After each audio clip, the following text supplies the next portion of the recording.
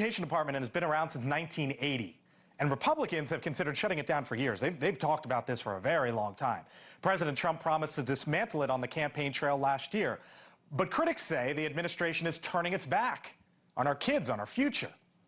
Randi Weingarten is the president of the American Federation of Teachers, joins us tonight here on the Hill. Hello, Randi. Thanks for being with us. First time on the show, I believe. So I just laid some of it out there.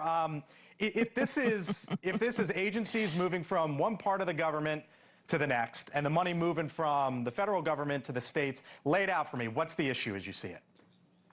So first off, I represent a whole bunch of people. First off, thank you for having me on. Of course. I represent a whole bunch of people who hate bureaucracy. So this is not for us. This is not about defending a federal bureaucracy. Making it more efficient, we'd be all in on that. And we've asked Linda McMahon. She hasn't actually bothered to call me or talk to me the whole time that she's been there. At least Betsy DeVos actually thought it was important to talk to teachers and their union. But the bottom line is this. No one at the Labor Department knows what to do in terms of K-12 education. So if you're moving a whole bunch of things to the Labor Department, you're basically saying you don't want to do anything about K-12 education. So let them just be honest about that. Other of the moves, moving, just like the Defense Department actually controls the Department of Defense schools, it might make sense to move the schools from that are on the on Indian reservations to the Bureau of Interior. That might make sense. But the bottom line here is this. You basically have a Department of Education that doesn't do education. Education is done by the states. It's been done by the states forever, states and localities. What the Department of Education is supposed to do federal policy that helps lift up our kids, that helps seize the future.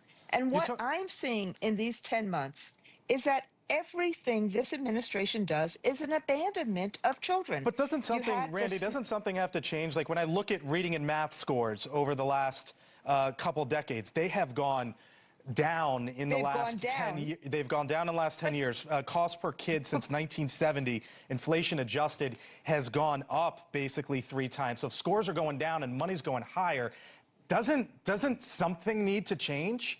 Yes, totally. But then you change it for the better. The department doesn't actually run any schools.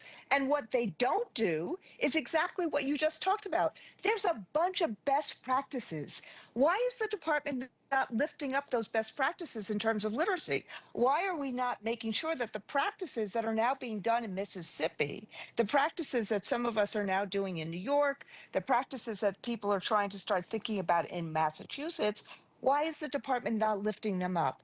The issue around career tech ed, why is the department not actually doing, this is something that Donald Trump and I agree on. Yeah, so I was just about to say, Randi, sorry, I don't mean to jump in, but I was just about to say, as you say, this is something that you and Trump agree on. It sounds like you were saying that in some cases the states can actually do a better job. And I guess that's kind of the argument that the president's been laying out. But no, the states, what I'm saying is the states do this work right now.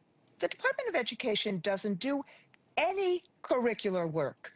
What they do is they actually make sure that the billions of dollars that go to Mississippi to kids so that the reading scores that they've done new curriculum work that have shown great promise in terms of reading, that those actually get to children in schools, not stay at a bureaucracy.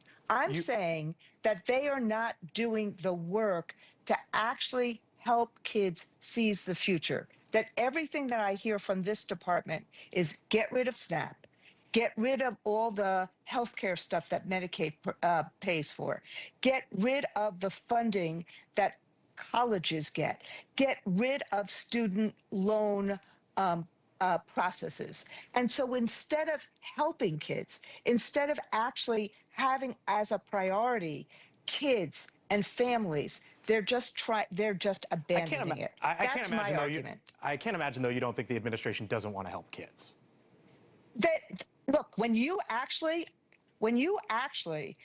don't have to cut SNAP and you cut SNAP during a shutdown, that's not helping kids. Okay. Disproportionately, SNAP went to children. When you take $1 trillion out of Medicaid, when Medicaid is basically funding the children's health program, that's taking money from kids. When you actually make the student loan program not work and we have to So- sue you several times, that's hurting kids. So did Democrats make a mistake by forcing the shutdown?